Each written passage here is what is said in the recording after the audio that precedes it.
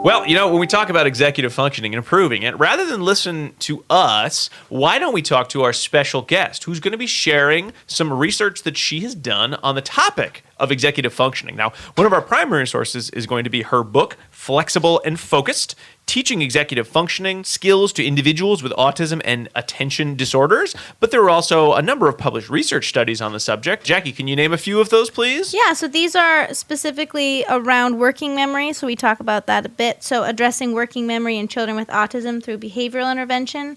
That was written by Boutroushat, Hasselhorn, Tarbox, Dixon, Najdowski, I said it wrong, sorry Adele, Mullins, and Gould in research in autism spectrum disorders. And then also further analysis of the effects of positive reinforcement on working memory in children with the same authors in research in autism spectrum disorder. And then the last one I want to talk about is the effects of multiple exemplar training on a working memory task involving sequential responding in children with autism by Boutroushat, Hasselhorn, Tarbox, Dixon, Najdowski, Mullins, and Gould in the Psychological Record in 2012. So I don't know about you, Jackie, but all of these cognitive sounding terms, brain sounding terms are a little too tricky for me. So rather than have me try to explain what executive functioning is, why don't we talk to our very special guest, Dr. Adel Najdowski. Adel, how are you? I'm doing fabulous. How are you all? We're doing very good. I'm doing so great. Fall, winter, I love it.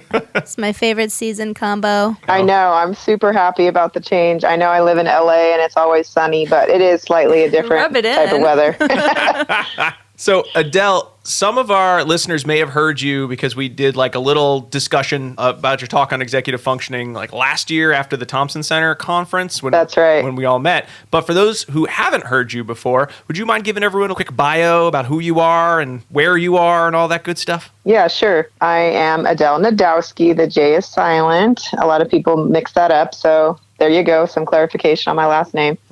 I currently, like I said, live in LA, Los Angeles, and I actually live in a suburb north of there, basically inland of Malibu, which is where Pepperdine University is located in Malibu, and I'm a professor there and also the program director and founder of the program, which is a master's in ABA program. And I've been there since fall of 2016. Great. So it's in Malibu itself? Yes, It is. Sweet gig. That sounds like it's on the ocean. Yeah, that's what I thought. It was like a surf place, from my limited California knowledge. Yeah, when I went there for my interviews, I had to interview with the president and the provost. They both have offices that overlook the ocean, and I was quite jealous of that, I have to say.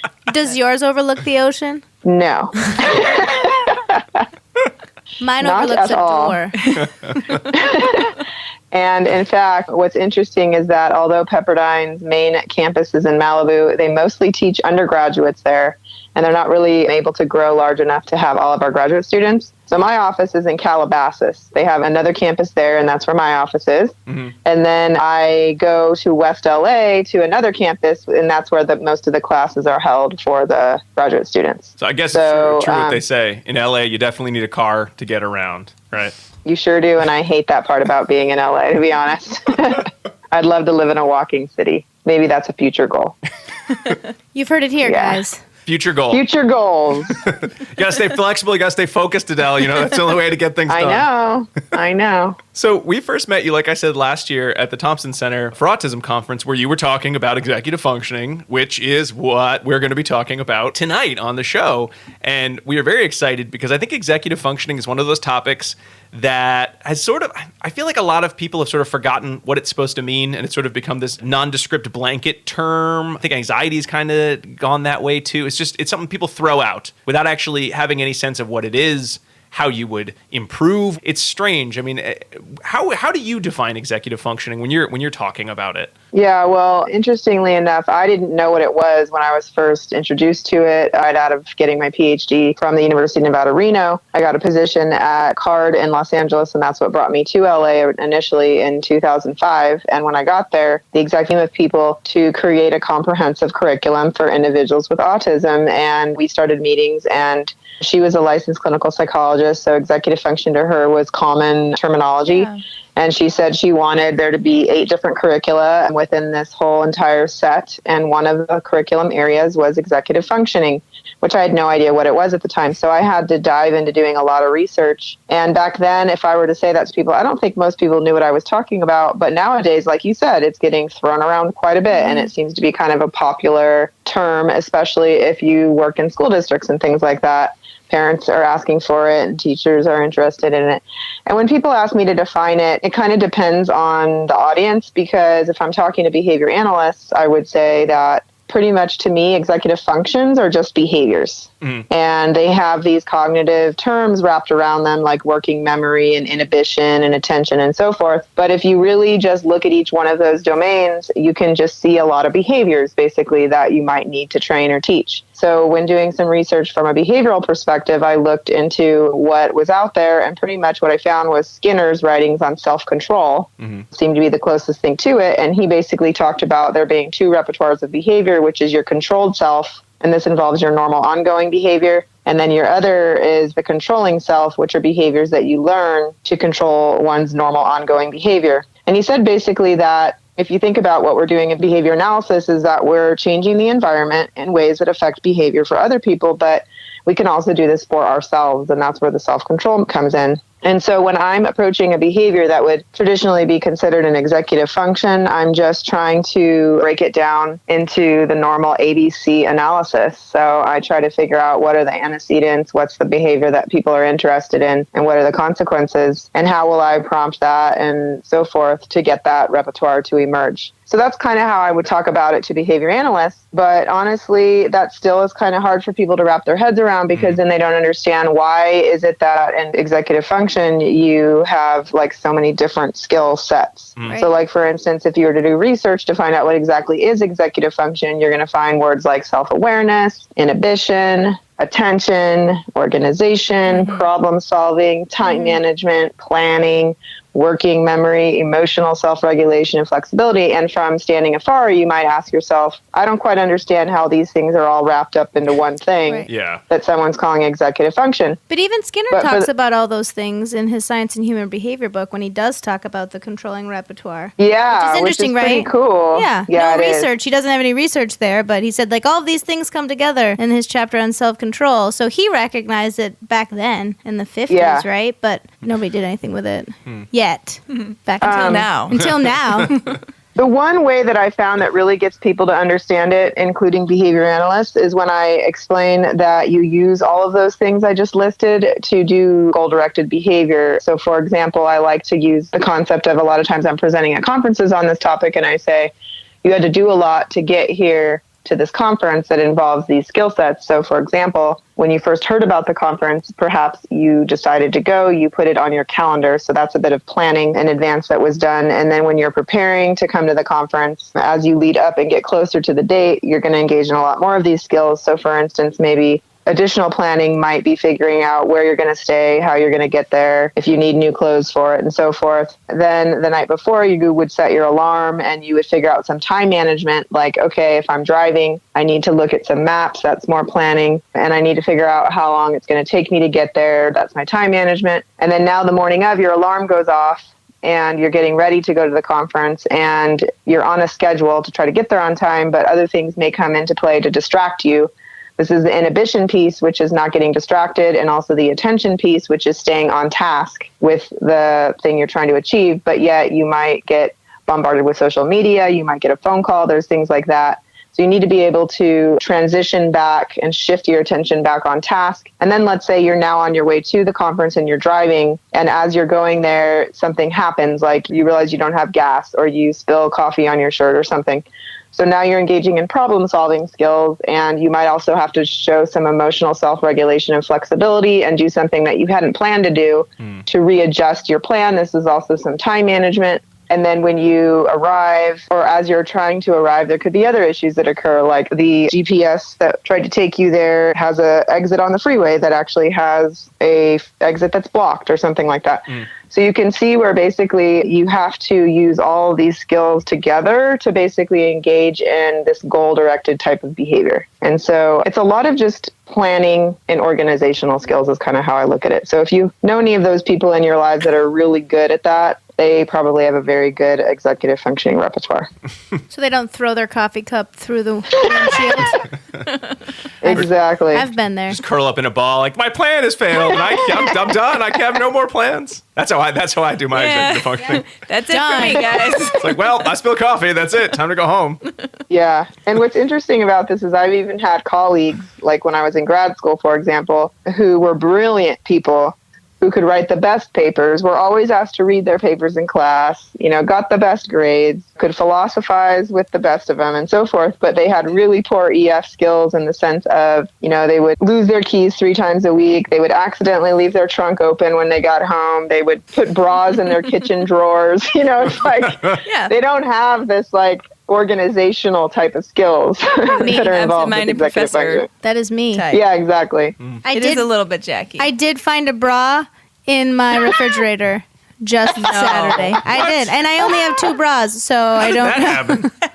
I don't know how it That got is there. awesome. Maybe my daughter put it there, but I'm pretty we sure all have I did. different skills. Yeah. Skill sets. We got to start a Patreon, Jackie. Get you more underwear. You said you started working with a psychologist, so talking about executive functioning and sort of thinking about it as this idea of cognition. Have you found that there are individuals who would prefer you describe executive functioning as if it's some sort of like a, it's your brain doing this? Or do most people really like it when you sort of break it down as just the repertoire of behavior and you kind of give your examples of executive functioning? I've only had one person ever kind of say, be more on the side of it's your brain. Mm-hmm. And that was an interesting experience. It was another licensed psychologist, but who didn't really understand behavior analysis, whereas the original person who wanted me to work on this also was a BCBA, so that was different. Oh, yeah. And this person said to me, I don't understand why you are trying to work on creating a curriculum on teaching executive function skills, because it's really just something wrong in the prefrontal lobe of the brain. Right. And since that's basically broken, there's really nothing you can do about this, and it seems like a waste of time, and that they wouldn't really be able to improve on these skills. So I don't understand why you're doing this. And I did stop for a moment in my path and kind of go, that's an interesting concept. But you know what? I do still think it could be possible to make some improvement in these areas. And that's the case too, you guys, is it's not like we're able to necessarily get people to be 100% independent on everything without prompts in place. Some people will always need these things in place, but you know what? If we can figure out a way to make the prompts something that they're doing and they're controlling, so like prompts that are being delivered by themselves, like kind of what you would do in a self-management program, like if they have to put a Post-it note out for themselves, or if they have to do extra things on their calendar or set alarms for themselves, or, to remember to quiz in class every day at a certain time, things like this may never get faded out, but they're still engaging in self-management of their own behavior. And at least they're not putting out someone else who has to do that for them. That's very true. So that's kind of how I looked at it. But that was the only time I've ever had someone that said that. I did actually have someone recently say you can't improve working memory skills. I've heard that before too. And I thought when I read, my first thought was like, oh, is there something you can do about that? I thought that was like a fixed, nope, the brain only does so much. So what's interesting about that is that I would say, maybe if there is something structurally that can't be changed with the anatomy, and that's kind of the reason that someone might give anything with working memory, that could be possible. But however, we also know that we probably wrong physiologically and that we're not fixing that thing, which is why we also say we don't cure individuals with autism. And actually, I participated as an author on 3 studies of teaching working memory skills with a friend of mine, a colleague who came from Germany. To get your PhD in psychology, you don't take courses. I did not know that, and I thought that was really interesting. Instead, what you do is you have to publish 3 studies. So she was on a mission to publish 3 studies, and she reached out to us and said, I would like a working memory. I was interested in this topic, and I would like to do it with kids. I come to LA and be with you guys and come to your clinic and rest. So she came out and she ran 3 studies, and she got all 3 published, and I was an author on all 3, and basically and able to teach kids with autism what would be considered working memory skills, in air quotes. And all she needed to use was reinforcement to strengthen them recalling the information. And in some cases needed to also add in a rehearsal component where she taught them to engage in rehearsal behavior. I want to just take a slight pause and give people the definition of working memory, since that's not something that we as behavior analysts talk about a ton. So can you kind of give us that definition and maybe some examples? I really don't like the word working memory. Like, that one really gets on my nerves the most. But anyways. It's running in your brain, Adele. I think of it as like the counter space where I put all my crap before I actually go put it away in my house. Like, I'm gonna dump all my stuff here. I'll come back to that later and, put it in the file actual drawer of your mind? No, like a literal cabinet, like literal place I put it. That's how I think about it. Oh my gosh, you're hilarious. Okay, so working memory from the cognitive standpoint to manipulate and hold information when you're doing a math problem in your head.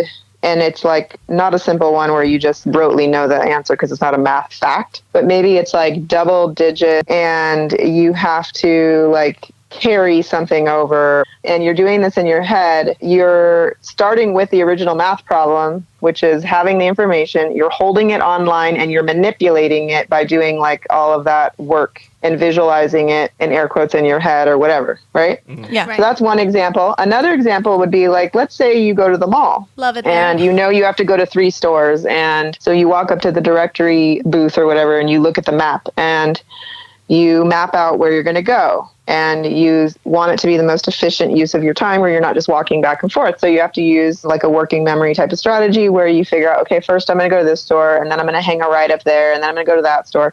And so again, you kind of like take the information, you hold it online and you manipulate it while you're interacting with it. And again, it's a lot of visualization and imagining that's going on. Right. So you're just saying these are the precise skills that one loses when they become a mother.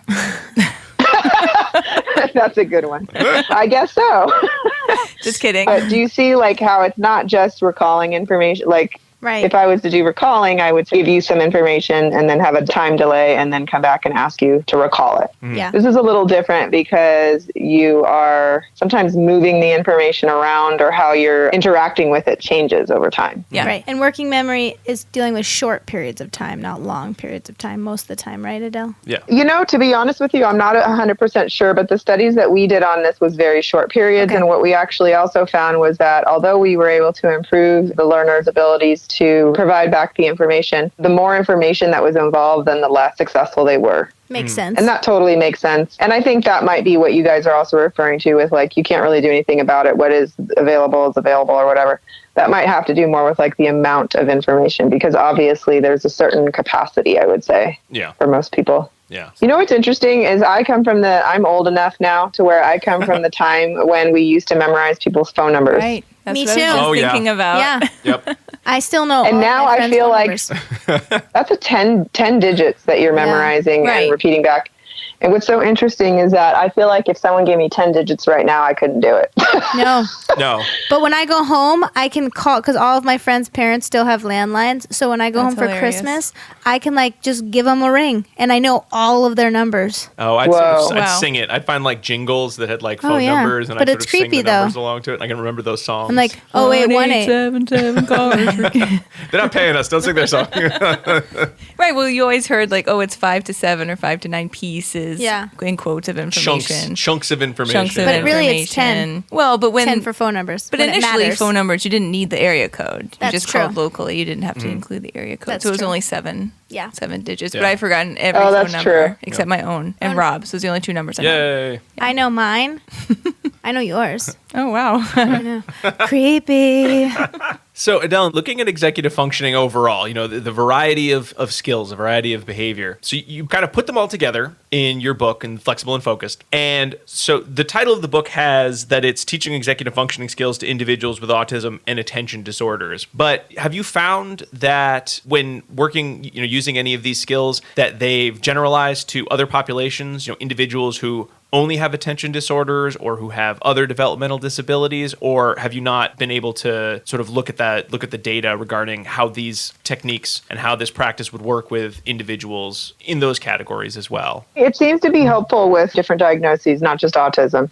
There's actually quite a few books out there on executive function skills and teaching them for individuals with actually doing my research on this topic. I was reading those kinds of books because I couldn't really find anything to do with for the most part, all I could find was studies showing that individuals with autism had executive function deficits. Yep. But I couldn't really find anything showing how to teach those skills to individuals with autism. But what I could find was lots of things for ADHD.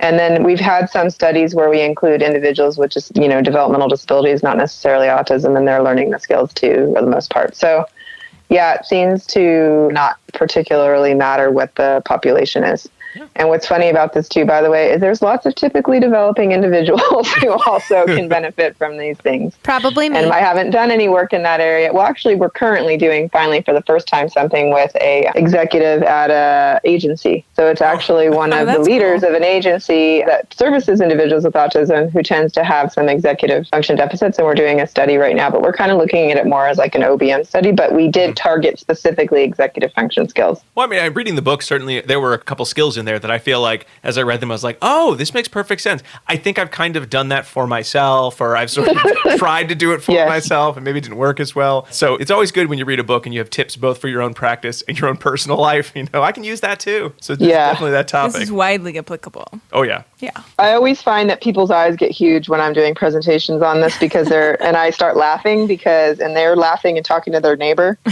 And I'll say, I see a lot of people's eyes getting big and a lot of people laughing and talking to their neighbor. Let me guess, you're freaking out because you think you have a problem now. And they're all like, yes. They're like nodding their head. Exactly. And I just laugh because that's how everything is, right? Like we all have some stereotypies that we engage in. It's just like not enough to give us a disability or a label from the DSM, Yeah.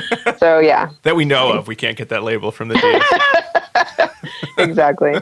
So in going through the different skills, I think the nice thing about a lot of the techniques that you put forward are that they follow a lot of the same principles. And you have a whole chapter sort of just describing the general behavioral principles behind many of the executive functioning skills. Do you mind kind of just generally talking about sort of what are the key kind of components to improving a lot of executive functioning skills? Yeah, it's kind of almost silly because at the end of the day, like this is something that people, when they would first hear about it, they would say like, well, I don't understand how you would be able to teach that, but it's the same as everything else. So at some point, people figured out how we can teach language. They figured out how we can teach social skills, right? But it's all the same stuff. We're just using an ABC analysis. So just figuring out what are the SDs that we need to set up? Are there any motivating operations that are going to be involved? What are our specific responses that we're hoping to see? And how are we going to consequate it? And then adding in what we think might be the best prompts and so forth. So that chapter was really written kind of just in a very casual, everyday layperson language, simply because I was hoping that this book would be of interest not just to behavior analytic practitioners, but also to potentially educators and maybe even some parents who feel that they need some strategies with their learners. So it's just the same things: reinforcement, prompting and prompt fading, chaining, making sure that you're programming for generalization and checking for maintenance. And of course, we need to make sure we're collecting our data and evaluating it so that we are staying on track. Mm-hmm. There's really nothing crazy or new except for maybe a couple ways in which I talk about how you may prompt. But I do think even those are gaining some popularity, perhaps. I'm not really sure. You tell me. Have you guys become familiar at all with leading question prompts or experiential prompts? Or is that kind of newish sounding to you? I don't know because I've been using them for years. And I've started to publish about them more recently with some of my research. That doesn't sound too familiar to me. Okay. So I would say that's the main difference is that, and also another possibly new thing is the use of multiple exemplar training, which doesn't sound new, but I think it kind of is. So So essentially, here's the thing. For instance, when we're teaching a learner to engage in problem solving, sometimes what behavior analysts have gotten stuck on a little bit is that exemplar or like a problem, right? And they start it with the learner and then they collect the data. During the first intervention session, there was a lot of prompting needing to be provided and so forth. It wasn't analysis you would use to collect your data because there's a lot of steps involved in problem solving. And let's say a learner performs at 50 minutes on the task analysis. A lot of times in behavioral programs, what I've found is that people get stuck on thinking that the learner needs to achieve 80 to 100% correct on that problem before they... I'm a huge advocate for never presenting the same thing more than once. So actually, even though they only got 50 or 60%, I would never present the same problem again. On the next session, it would be to teach them to memorize how to solve a particular problem. We're teaching them to learn the process of problem solving. which means that they should really be memorizing the steps involved in problem solving, not with the actual problem. So if we are always presenting a new problem every single time, what they are memorizing are the steps involved. They should be able to apply that to any new problem, and eventually we should still see acquisition. And they're going to learn the concept of problems, not how do I solve this one problem. And it's going to show generalization. So that, I think, is kind of different to functioning skills, where we just don't ever really present the same situations more than once. Do you still set the end mastery criterion for 80 or 90%? Yeah, I do. And what's neat about that is that you have an embedded generalization piece in your mastery criterion. And so that's kind of where I'm at these days, is I don't think that something's mastered until you've got generalization, and generalization should be in the mastery criterion. So it's basically like, once they get, you know how people say, once they get 80 to 100% correct across 2 sessions or 3 sessions or whatever you decide, sometimes people want 90%, you know, it varies, right? It depends on the skill. It depends on the learner. There's always the stuff that's individualized. But generally speaking, let's just say someone has a mastery criterion of 80 to 100% across 3 sessions. I would add to that definition 80 to 100% to untrained exemplars across 3 sessions. Yes. So essentially my definition of mastery includes that generalization must be observed, and that's how I actually know that they really have the skill and that they haven't just memorized. Like, let's get 80 or 90% on these 3 stimuli, and then we'll work on generalization. Right? Right. Then you because are in reality, fighting against memorization. We have a limited be able to teach them how to solve every single problem they'll ever encounter in their lives. So it's kind of pointless. And interesting is I don't have any studies published on this yet, but Jonathan Tarbox did a study on it, and he needs to just write every single session, and they totally got the generalization. So sometimes people are kind of skeptical of thinking, would that really work? Wouldn't you maybe need to teach a couple problems first? The truth was he didn't need to at all. And it's the same thing with like teaching planning. So planning involves teaching how to plan one thing. Yeah. Every session we teach them to plan something totally new. I call them exemplars, but you know what I mean, like things you're trying to plan, essentially. Yeah. I think that makes perfect sense, because when you're talking about something like planning or social, and really stop to think about them, it's almost always the exact same steps. It's just a matter of what are the steps you need to go in between. Did you meet them? Did you not meet them? But there's not a lot of dissimilarities in the day. But I think that is one of those skills that if you don't take the time to sort of think about what are the potential barriers, what are the actual steps involved, you could totally, and they're always so very different, and there's no way to generalize them. Every problem is its own specific situation, and that just doesn't seem to be the case. Exactly. Rarely. All our kids are going to be every day throughout November, just now, before this podcast. But it's the same as in our lives, which is, here are the things that need to be scheduled. And all 3 of them what does need the to be calendar somewhere say? different Yeah. at the same point in time. What shall we do? Exactly. Yeah, but also recognizing if you always think it's going to take 20 minutes to get anywhere in Massachusetts, that may not be the case. Oh my God, I so need to go and do. I'm trying to remember what I think it was an organization, the chapter where it's sort of like, okay, so lay out the steps you need to do, and then at the time ask yourself, am I going to finish this activity, or do I need to keep working and just sort of blow off whatever's coming of my day? I feel like that makes me want to tell you about a recent behavior intervention plan I put in place for myself. Oh, sure. But I don't know if you want me to first tell you a couple of the other procedures that I think are a little different in the book than what people do typically. Okay, I want to come back. I want to come back to that. But yeah, why don't we will talk about some of the other procedures. I mean, I guess that lends itself to the question of, when you think about functioning procedures, are there ones that you say, these are the easy ones, and then ones that say, these are the hard ones, challenges and beneficial parts? Okay, so what you just said to me makes me think that you and I are separate things. So I was thinking of the chapter on like the principles and how you teach when I said procedures. But I think what you're asking me is about the different areas of executive functioning, like the content in which you would teach, right? I know what the leading question and the experiment. Yeah, feel free to start there. Yeah, that'd be great. So I've been using this for a long time before, where when you see my prompting sequence, the first, I use a lot of least to most prompting, because a lot of these skills are done with higher functioning individuals, and I want them to, as we're teaching, on their own. So the first step is often a leading question prompt. And basically what it is if I was doing problem solving, I would first I would have a reaction of where I gauge in like self-talk, right? So I might be like, oh man, this just identified the problem. So I could answer, what is the problem? Okay, I've locked out of my car. Or what is, I might start thinking, okay, what can I do about it? Like, and if you think about it, we all talk to ourselves like this. It's overt too. Mine is definitely overt. Okay.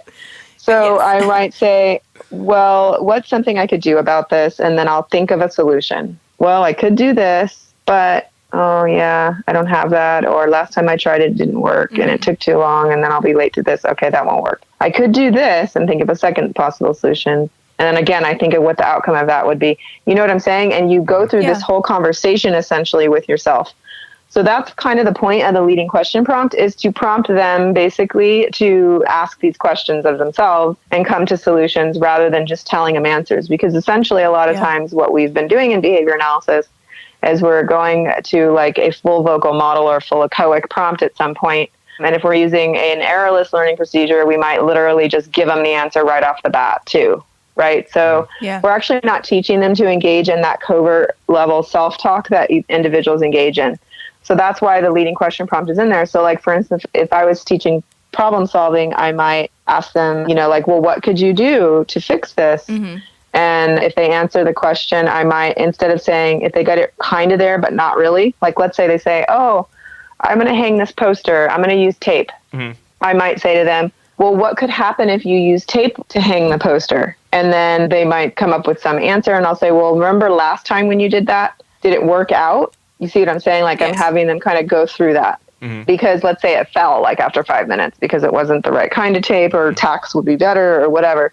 And so I'm using those kinds of questions to get them to reason basically and then determine a better answer. Mm-hmm. I love that. You're still providing the prompt, but it's the prompt to assist them towards the self-reflection of the situation versus the end result answer. And you had that exact same problem like 2 days ago, Diana, in terms of like tape to put something up, and you had to go through the steps of like, should I use this tape? It's not holding up. This tape might rip the paint off the door. Should I use a different tape? And you asked me, and I just sort of stood there and was like, oh. Don't worry, we solved it. Exactly. So whereas we might have before in behavior analysis just prompted them by giving them the answers, really, and not helping them to come to the answers on their own. So that's basically what the leading question prompt is. And then like sometimes I'll also use an experiential where I'll let them engage in a behavior to experience that it doesn't work. You know, it's almost like sabotaging the situation or whatever. Like, okay, fine, then go ahead and hang that poster with the tape and let's see what happens. I don't say it like that, but you know what I mean. Yeah. Like, okay, well, if you feel strongly about that idea, go for it. And then they try it and the thing falls or whatever. So that as well. And I've used that experiential prompt also with like teaching perspective taking skills, where if they get something wrong, I'll have them go stand in the location of the person that they're trying to take the perspective of so that they can see it from their point of view. And then all of a sudden they'll get it. Oh. Yeah, because otherwise before that, they might have given really weird responses like from their perspective. Like they'll say right when it's really their right, but it's someone else's left. Things like that. So it's like, okay, come stand over here, right where your behavior tech is standing. Now, which way do you think she should go? Oh, she needs to go left. You know what I'm saying? That stuff is tricky. Yeah, but so that's the experiential prompt. Okay. I still think looking at that prompt is very fair. I feel like so many of us kind of get so much of our work is errorless teaching. There's no room for mistakes. But I think, especially with problem solving, if you want to use that tape, who's to say that's a bad solution? It might work in this situation. Maybe it won't work in others. And there's nothing wrong with allowing the person to say, okay, that's the plan you come up with. As long as you are teaching them also that, okay, well, what is the outcome? I want my poster to stay on the wall. So if it doesn't, this was not a good solution, but maybe it will. You know, I've certainly put up posters with tape plenty of times and it's worked great. I've done it with other posters that are heavier and it failed miserably. But that's sort of part of the problem solving process we go through. And the lesson is not, don't use tape, make sure you use this, make sure it's to go through and sort of have a series of behaviors you're going to engage in. And then based on the outcome, you change them or you continue engaging in that. That's sort of nice to see in a problem solving plan. The difference between using most least prompting in a situation where 3 + 4 is always 7. And that's always the answer. Yes. Yeah, and trying to sort of get at the problem where the answer or the right answer may vary. There's no value in teaching that sometimes 3 + 7 is 8, because it isn't. Right, you can try it out, but that... If you'd like to see your F on the paper, then go ahead. Give this a shot. Exactly right, and that's what I always say is that, of course you're going to use those full vocal models and things like that for little information like the name of a shape, the name of colors, math is different. Yeah, it's a different thing. It's a conceptual thing. Yeah, I'm so glad you should be working on as behavior analyst. There, I've said it. Brave statement you've made. I know, right? We should work on lots of skills, including executive functioning. Yeah, I mean, I think maybe the bravery comes in because this all sounds very cognitive and everyone wants to define everything from a non-mentalistic standpoint. Mm-hmm. But the truth is do we want to also disseminate our science? Because if we do, then let's just use the same words that everyone else uses so that they go, oh, wow, I do this. Yeah. Yeah. Yeah, when you were But if we redefine everything because we're so scared of being mentalistic, then we're actually not contribution beyond our own little people that we're preaching to in our little bubble. So comfortable here.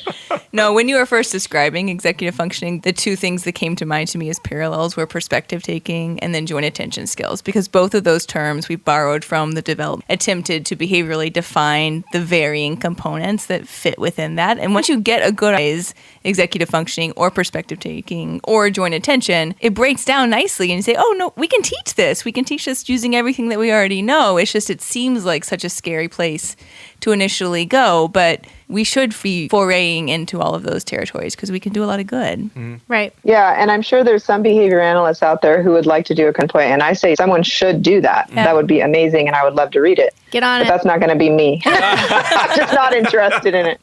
Get on it, listeners. Your task for next week. Right. 10-page double-space APA format. APA formatting as of October 2019. No, this is December. I know, but so the new I'm APA just going to put this out there. Oh, sorry. I'm going to put a plea out there. Sure, Hank Schlinger, if you're listening, write the conceptual analysis. Can only be you, Hank. You got this, Hank. You got it. Dave Palmer, one of you. Come on. He could totally take it. That sounds like a Dave Palmer question. Very true. All right. Hate to stop and divert attention to another topic, but unfortunately, I have to. ABA Inside Track, fortunately, though, is ACE approved. By listening to this podcast, you are eligible for a continuing education credit. All you need to do is go to our website, abainsidetrack.com/get-CEUs after listening to this episode and put in 2 secret code words that we've edited into this episode in various places. Listen closely to find them. The first of those is TASK. T-A-S-K. TASK. Like a task list or many tasks to be done, like listening to the rest of the episode, right? TASK.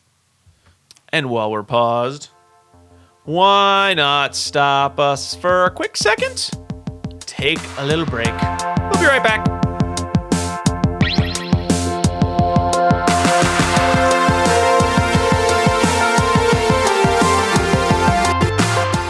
Do you want to be a BCBA? Sure, we all do. Now you can come to Regis College in Weston, Mass. to get your graduate degree. Choose from any one of these courses. Masters of Science in Applied Behavior Analysis. Masters of Science in Special Education. Dual degree in Special Ed and ABA. Or be eligible for your postmaster's certificate. You can complete your degree and be ready to sit for the exam in 2 years. And our 2017 grads had a 100% pass rate on the BACB exam. Come enjoy practicum placement support, ethics mini handbooks, PhD-level professors, small class sizes, and a service trip to Iceland. If interested, don't delay. Supplies are limited. Learn more at regiscollege.edu. Again, that's www.regiscollege.edu, regiscollege.edu. One more time, www.regiscollege.edu. See you there! And we are back talking all about teaching executive functioning skills with a very special guest, Dr. Adel Najdowski. So let's get back to our conversation, shall we? So, Adel, when you're looking at the various behaviors involved in executive functioning, was there one that as you were either doing research on or trying to sort of better conceptualize what a procedure to train that executive functioning component would be, was there one that sort of gave you pause of, ooh, this one doesn't seem doable, this feels very impossible or just so challenging or was hard to wrap your head around? Maybe in the beginning, I'm so far beyond it because it's been years and years now at this point that everything seems fine. But I would say maybe in the beginning it was the planning. I got pretty confused by planning and I got pretty confused by problem solving, maybe time management, maybe those three, I would say. Okay. But now they all seem very doable because I've spent the time and the work to figure out the steps. And really, that's all this is. It's just, what are the steps that someone goes through? You're just writing a task analysis. That's it, you know? Yeah. And you mentioned that you've used some techniques recently for your own executive functioning, you were saying a little bit ago? All right. Yeah. Would this be a good time to share? Sure, yeah. So I was having a hard time getting the main tasks that are like required for my job done. And I was finding myself working every weekend a lot. And it felt like, you know, after doing that for a few weekends in a row, you feel like, gosh, I haven't had one single day off. And you start to kind of get like a little bit miserable. And, you know, you need some of that time for yourself. We feel you. I'm feeling you 100% right now. Thank you. So I've never had this problem, guys. I don't know what you're talking about. Wow, unreal.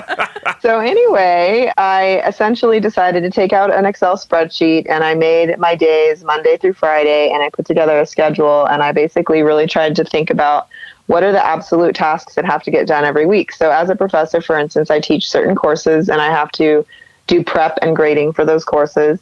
And then I'm also supposed to be doing research and writing, so I have to do those things. And then, of course, you have to check your emails. And then, of course, there's always meetings. Well, what I found basically was that the reason why I wasn't ever getting my prep for my classes and my grading and my research and writing done was because I was having too many meetings. True. Yeah. And spending too much time on email. Yes. So I feel like I you're realized, like a Freakonomics episode right now, Adele, with that. Too many meetings, too much email, you know? Honestly, know. though, I'm taking notes.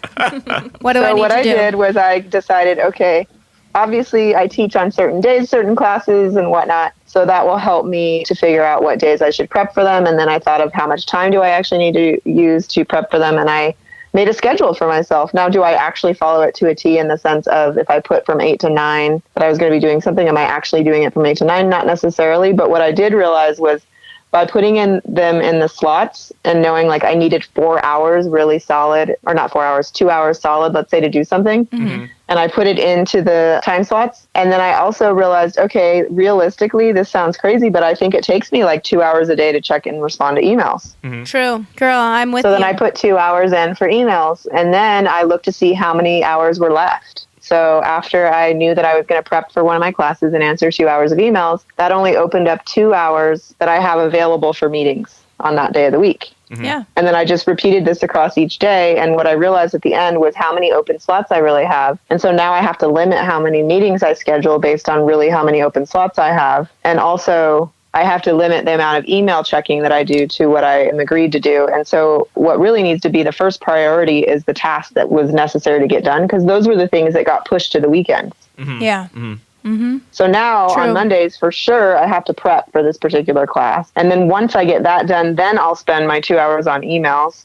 And I know that I have an amount of time for 2 hours of meetings, but I won't schedule any more than that. So it's about prioritizing as well. I guess it's making a schedule and then also prioritizing what do you need to do first. Because otherwise you get sucked into those emails and it will take you longer than the 2 hours. But I'm basically saying I'm willing to put in 2 hours on this. And then I also now look through my emails and I just like check to see if I can see as the first sentence from the way my email's organized. And I can just kind of pick and choose the ones that are the most important. So then emails by what's most important to respond to in case I don't have time to respond to all of them. I have a very expensive planner that I love, but the reason I keep buying it year after year is because on the top of each page they have a today's top 3, and you can organize the top 3 things that you have to do that day. And then they have like a list for all of your to-do lists, and everything obviously just keeps going over from day to day to day. But the top 3 things really helps me like organize what I actually have to do that day and not what is, I have to do because my list is always longer than the page. So Adele, you're an executive functioning expert, so I feel very comfortable asking you this. But you see so many blog posts, and it's kind of permeated all the internet of sort of the idea of, we have too many distractions, and our email notification, it's making it impossible for people to plan, and everyone's doing multitasking and nobody can multitask. From a behavioral standpoint, would having, say, like email notifications turned onto your phone be a real detriment to being able to actually perform maximal, executive functioning tasks? Because I'm thinking about your example, and as much as we need to sort of parse out what is the most important email and here's the scheduled time, are there rules, like societal rules, sort of playing against us? Our social reinforcement of, no, since you have email on your phone, you should answer it at all hours of the day. It should always take top priority. I mean, is that a real barrier to effective executive functioning for a lot of people? I think it is, honestly. For me, at least, I do a lot of what some people refer to as deep work.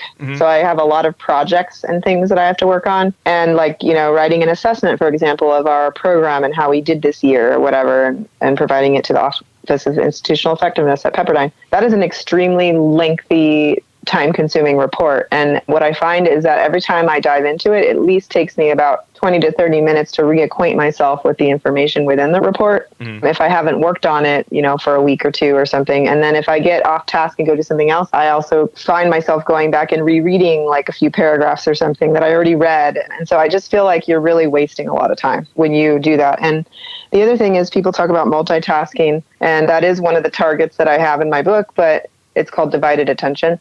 But in reality, apparently, according to the research, there's no real such thing as divided attention, because what you're really doing is you're shifting your attention very rapidly back and forth between tasks, not necessarily doing two things at once.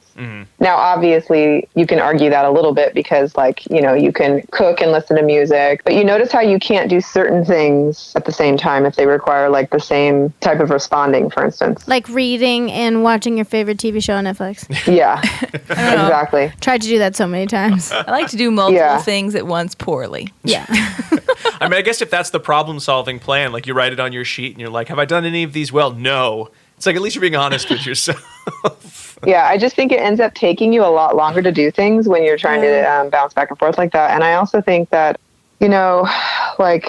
I even have some rules in place for myself that if I'm going to respond to people, I don't do the best job of following these rules always, but other times I do a great job, so I've improved. But one of the rules I'm trying to follow is that I'm not going to respond to people's emails after work hours or on the weekends, with them knowing that I'm responding. So I might actually respond, but I'm not going to let the email get sent until it's working hours. Is there a way to do that? How do you do that? It sits in the drafts folder. And apparently, I don't know how to do this. I think Linda LeBlanc actually told me about this. You can set it to where it'll send on a certain time, like somewhere in the background of your email. That's cool. I love this. And she's got that feature turned on hers. I haven't learned how to do it yet. But what I do is I just log in. Let's say if I'm pretty behind right now on emails. And let's say I decide I'm going to devote a little bit of time to responding to emails this weekend. Well, I'm not going to hit the send button. I'm going to keep them in the drafts. And then tomorrow and during working hours, I'm just going to go into my drafts and hit send. That is so smart. Because unfortunately, have you guys noticed if you respond to something, they respond back? Yes. Yep. Oh, yeah. So quickly. Yes. And then the next thing you know, you have been responding to emails all weekend because you always feel the need to respond back to them and they feel the need to respond back to you, and nobody's taking a break. So at least I still feel like I'm getting it done, but I don't want them to respond back to me again. So I want to wait until working hours to send it, I love this idea. Yeah. All of my students that are listening right now are like, no, don't do it, Jackie. I'm trying to think now, what are the behavioral principles behind email and texting, each email being probably some sort of an SD, and then you It's respond. a CMOR, because you see an there email, you an go. unresponded email, and you're like, oh God, I have to do that. I'm going to have to respond. Even if if it's an easy email, I haven't responded. For me, that creates There was an aversive situation. before Gmail, they rolled a bunch of things in, but they had it was Google, but it was like their competitor app. It was called Inbox. And I loved Inbox because they set up your email like it was a to-do list. So it was a matter of, these are the things you need to respond. So your responses are a to-do list. So you could prioritize, like you were talking about, Adele. And then when they were done, you'd click the, done button and they'd go away and they'd get out of your inbox, and you'd leave, where you didn't have to look at them anymore.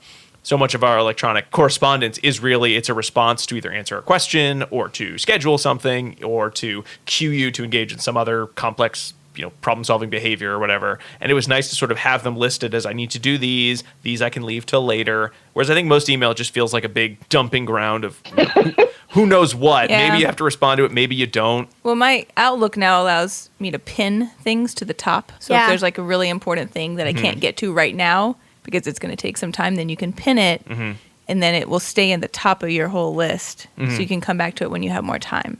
So I like that a lot. I know there's a lot of good strategies out there, and I did go to a training on zero inbox. I'm never going to have zero inbox because I have 49,000 emails right now. I went to that training twice. I want to go for a third time. I love that. Quite stick. Because every time I go, I learn a few new things. It was good. It's like I don't get fluent necessarily in all the things there's so many options. They recommend making Right now, it folders. seems like my inbox gets a lot of junk. Like, but it's really? behavior analysis junk that I kind of want to know I'm getting, you know? Like all those things on CEUs or whatever, right? So Yes. there's ways that you can make that stuff go into separate folders when it comes into your inbox, so that you're not looking at it always in your inbox. Yeah. But if you wanted to go to it, you would go to it. Mine filters. It's called focused versus other. Yeah, filters. Coming There you to go. you or like a small group of people, then it goes to your focus folder, and if it's just like a spam group to a bunch of people, it goes to other. So that's super helpful. Then occasionally I'll look in other and be like, "Oops, that was important." Missed that one. Well, I think that kind of leads us to a good kind of question I have regarding kind of the general executive functioning. Adele, have you found in your research or in any of the work you did putting together the book, or that you're working on now, that there are pieces of technology that are more helpful rather than difficult in terms of improving our executive functioning as, organic beings? That is one thing that I feel is ever changing, and that I always tell people, try to find apps and things to help you with these different skills that you're teaching. But I don't necessarily have like a list of apps or things that I find to be super helpful for executive functioning, because in general, what I find is that whenever I'm on the internet and things, like, it's this dark hole that you can kind of go into and never pull yourself out of. Yeah. So I try not to do that too much. I do hear about things every now and then, and they sound really great. In fact, one of them I heard at your conference, and now I don't remember the name of it, but it was supposed to help with some different executive function skills for individuals. But Sadly, I do none of use us have written it down, so there's no. Yeah, I did mediating prompt. talk about it for a while, and now it might be called like Autism on the Go or something like that. Does that Okay. sound familiar? Yes. Yes, it does. Yes, it does sound very familiar. Okay, that one looked really cool. Like, I haven't actually checked it out myself, but from what they explained it to be, it sounded pretty awesome. I also do use quite a few apps that are really meant for fitness, where it's meant for circuit training, but you can set it on intervals. Yes. And that's more just for the use of data collection and self-monitoring. So, for instance, sometimes what we find is that learners who get really distracted and get off task and have a difficult time staying on task and sustaining their attention to certain tasks aren't even aware that they get off task. So what's kind of so interesting to me is that my son recently just got a concussion, and I actually feel like I got to see what that whole thing is like, because yesterday we were hanging out and he would say a few times throughout the day, "Oh my gosh, I don't even know what just happened, but I was totally zoned out." And it was like, I didn't even remember where we were going or what we're doing right now, but I didn't even realize that I had zoned out for the last 10 minutes. Yeah. And so it's like this lack of self-awareness almost of your own behavior. And not even noticing that you're engaging in certain behaviors. And so the app, because you can set it on intervals, is kind of nice if you have that type of learner, because you could essentially create a self-monitoring data sheet where the phone beeps on an interval basis. So maybe you even just set it for every couple minutes or something. And then they check in with themselves to identify, am I on task or did I get off task? Like I'm daydreaming or whatever, or doing something else. And take data, like all they'd have to do is give themselves even a check mark or something. And then eventually through reinforcement and just being aware of this and having self-monitoring data to evaluate, you can get a person to be more on task and even aware of noticing the things that get them off task and when they're getting off task and so forth. So just detecting the behavior will make a difference, basically. And then here's another thing. I have a student who's using this app that I think is kind of cool for staying on task when she's doing her homework. And what it is she logs into the app. I have to ask her what the name of it is because I forgot the name. But she logs into the app and she puts for how long she wants to be sustaining her attention to her homework. And if she picks up her phone and does anything on it, then it calculates that in. Like, it basically is taking data on how many times she does it. Some of our students use this as well. I'll have to ask them too. So check this out. At the end, based on how many times you did it or whatever, you have to donate, like your credit card is attached to it. You have to donate money to this organization, and the organization plants trees. Oh, that's so cool. That is great. So one of my students uses an app similar to that. It doesn't donate money, but it adds time on. So if you've picked up your phone and done something different than types what it is, of response cost. right, then it just adds the time on to the end. But I like the donation. Well, that's one. interesting. Yeah. That's very That's cool. really cool. Yeah. It would be fun to develop some of these things if there's anyone out there who has an interest in developing these kinds of apps. And I essentially feel like I have the curriculum to be able to help them. I just don't have the technology. Yeah. It's more complicated. Interest. Yeah. When we've talked to folks who've had either behavior background or a tech background, as much as it seems like there's so many apps out there, it's not like that means that they're easy to make. No. It's not. When we talked to Nick Van Zo, he gave us the price of development of an app, and it definitely gave us all sticker shock. It was way like more than it was to at make least a 10 crappy to app, 20, like a basic app that just does one thing. Yeah, so that was shocking Yeah. to me. I didn't realize it would cost that much on the front end. So basically, all of us need to go get our degree in coding then, or some sort of Yeah. certificate Yeah. or I know. something. I'm like, Yeah, where's that's that why- program? Pepperdine needs to start the coding / behavior Smart, analysis actually. program. That's smart. I was like, that's why Candy Crush wants me to buy all those hammers. I get it now. Now it's expensive. But I don't. Don't worry. I do not spend money on that stuff. It's all skill. It's all skill That's for right. you. All Then. skill. Well, Adele, I think you've given us so much of your time, so I do want to be aware of that. So why don't we move into Dissemination Station real quick, our section where we talk about kind of some take-home points for the general practitioner out there. Oh, there we go. We got sound effects. Yay. We've arrived. Man, it's beautiful here and so sunny in LA. So Adele, when you're talking to folks, either through your book, through your talks about executive functioning, if there were sort of one kind of component of all the work you've done that you could just magically disseminate to everyone at once, what do you think is sort of the key component to get out there about executive functioning and your work? So I would say the key components to teaching individuals executive function skills is to not get overwhelmed with it, because it sounds crazy, fancy, goggly gook kind of stuff. But at the end of the day, it's what is it that you want your learner to do? And just start from there. And really what you're going to end up with is probably a task analysis. Mm-hmm. And you're going to just break things down like usual into ABCs and use your normal behavioral principles and so forth. And then people say, well, how do I take data on it? They always have a harder time imagining how they're going to take data on something like this. Mm-hmm. Well, if you have a task analysis, just like you would for teaching someone to tie their shoes, you take data on each step. And it's the same thing. And then by the end, you've got a percentage of independence for whatever that skill is. And now you also have some tools out there to help you to kind of think of some of these skills with my book, Flexible and Focused. And I also want to let you know that online you can go and print out free worksheets and data sheets that have been created. So I'll make sure to give you guys the URL address for that. Oh, and that'll get you started. And also, the truth is just try to remember to focus on generalization and use multiple exemplar training. And some learners, you're never going to be able to fade out everything in terms of any prompts. So try to think of prompting methods that they can be in charge of. So rather than supports that mom has to implement or a teacher has to implement, what can you teach them to do to support themselves? Can they learn to write a Post-it note to leave by the front door? Do they need a task analysis posted up in the bathroom?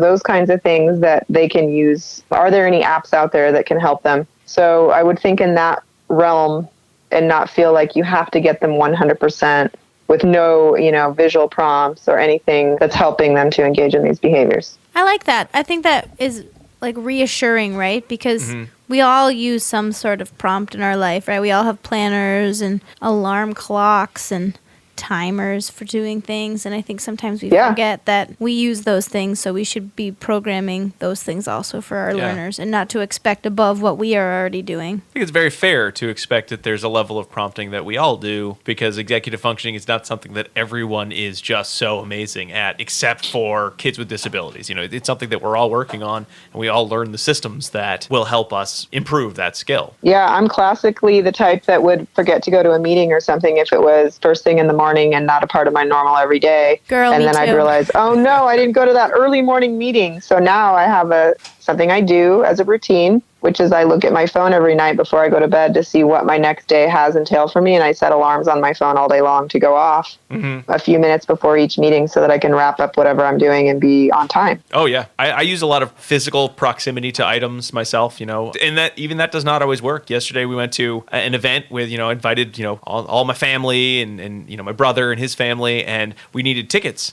And I put the tickets right under my wallet so that I would remember the tickets. But they were under my wallet, and I could grab my wallet without grabbing my tickets, and didn't bring the ticket. tickets. Oh, no. Fortunately, I looked and they said, oh, you can use the ones online. We can scan them off your phone. So thank goodness for technology in that regard, or it would have been a long drive back to the house by myself to pick them up while everyone else would have enjoyed the day and waited for me to come back. What did you need tickets for yesterday? Oh, we went to the Pumpkin Spectacular at the Roger Williams Zoo down in Rhode Island. Ooh, that sounds super fun. Oh, it's super fun. I mean, it's going to be a downside in about a month and a half being here in New England. But, September to November, usually you get to enjoy all the foliage and all the autumnal activities. But yeah. I don't know. I was just asking because we needed tickets yesterday as well. We went to go see the Kings play the Blackhawks for a hockey game in LA. Way fun. Yeah, it was super fun. Did you remember your tickets, though? Yes. Well, my husband was in charge of the tickets, but on the way out said, do you have the tickets? Yes. Do you have the parking pass? Yes. But he also had them on his phone as a backup. So like you said, sometimes technology saves the day that way. Sure does. It's very true. Well, Adele, is there anything else you wanted to go over? Because, you've given us so much of your time, and it was awesome. It was awesome hearing you talk about the subject again. But is there anything else you wanted to bring up before we let you go? No, I just want to thank you guys for having me on. I've been anticipating this for a while, and it's exciting, and I like the work that you're doing. So keep up the great work. You too. Thank you so much. You too. You keep it up. Thank you. I do want to let you know, after we met last year, I shared some of the online data sheets with one of my coworkers, and she loved it. Like, she thought Flexible and Focused was the coolest thing she'd ever read. She has been singing its praises. She asked the district to buy a bunch of copies, so we have a whole bunch of copies of Flexible and Focused. Oh, that's so cool. Floating around the office in the district I work in.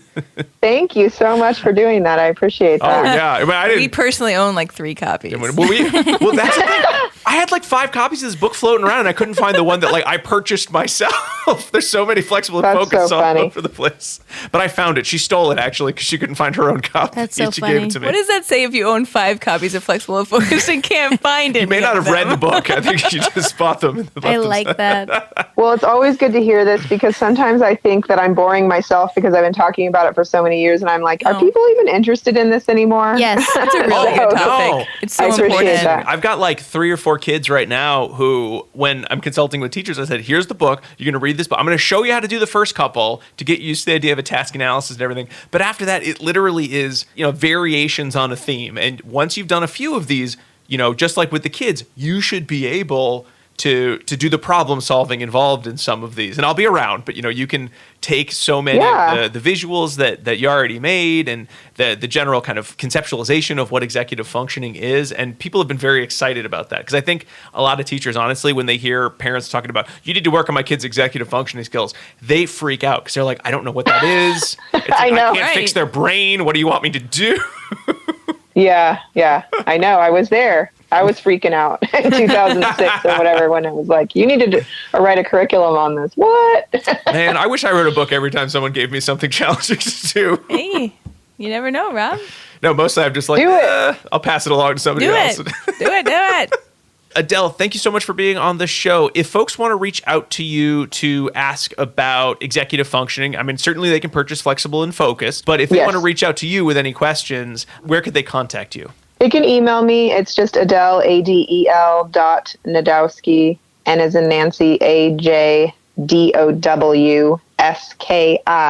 @pepperdine.edu. I thought for a minute there you were going to say, Najdowski, just like it sounds. No. You should. Normally, I really have to go through some lengths to spell it out with D as in dog, S as in Sam. It's the most annoying We name feel ever to you. spell. As Perry cruises, we feel you. Oh, yeah. Not as McDonald's. No, I'm pretty good. a little more sit. Yes. Adele, awesome. It was so great to talk to you again. Thank you so much. You're welcome. Thanks, you guys. Thank you. All right. Are you coming out to the East Coast anytime in the future? I'm supposed to go. Oh, ABAI. Yeah. Are you coming out? Yeah, I'm going to ABAI, and I'm also supposed to go to Massachusetts. Probably What month ABBA. is that? Mass ABBA. Is it Mass ABBA? Mass ABBA, yeah. Cool. Oh, yeah. Sometimes Rob goes And to I'm that. going to North Carolina in February. Cool. Ooh, I'll go to North Have a Carolina. great time. That sounds fun. Especially in February around here.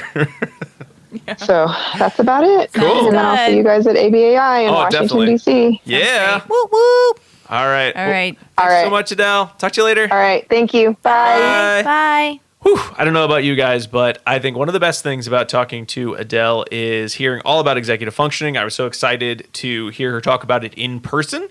And for those of you who have now gone out and maybe you've read or are going to read Flexible and Focused, read some of the research articles that were cited. I do think if you do get the chance to see Adel live doing a talk, she has so many awesome video clips that really encapsulate the topics that come up in the book and in her research. So do not miss that opportunity because I think it adds a nice visual component to the auditory or textual component that you may now have all about executive functioning skills. We want to certainly thank Adel for being on the show with us. And of course, I want to make sure to thank the both of you for being here too and for always being my cue to stay on track. Because we're ABA sure thing. inside track. Sure, You're not yeah. staying on track, you're saying inside the Saying track. inside the track. Very With good. your seatbelt on. Now, before we end the show, I want to make sure that all of our listeners get that second secret code word, and it is LIMIT. LIMIT. Limit. Like you want to take it to the limit. Oh, that's nice. You like that? We're recording early today, if you haven't noticed. We're much more spunky. Limit. Anyway, that brings us to the end of our show. That's enough off-taskness from me. We'd like to thank all of you for listening to the show. Hey, if you liked it, why not subscribe on Apple Podcasts, Stitcher, Spotify, or wherever you get your podcasts? Feel free to leave us a review anywhere you like on those platforms, or maybe on our website, abainsidetrack.com, or on our YouTube page, where we have all of these episodes posted with the YouTube subtitling features. You can certainly feel free to reach out to us on social media. We're on Facebook, Twitter, Pinterest, and Instagram as ABA Inside Track, where Diana puts out some awesome infographics to go with all of these episodes. And of course, don't forget, you can certainly email us at any time at abainsidetrack@gmail.com. We'll be back next week with another fun-filled behavior analytic episode. But until then, keep responding. Bye. Bye now.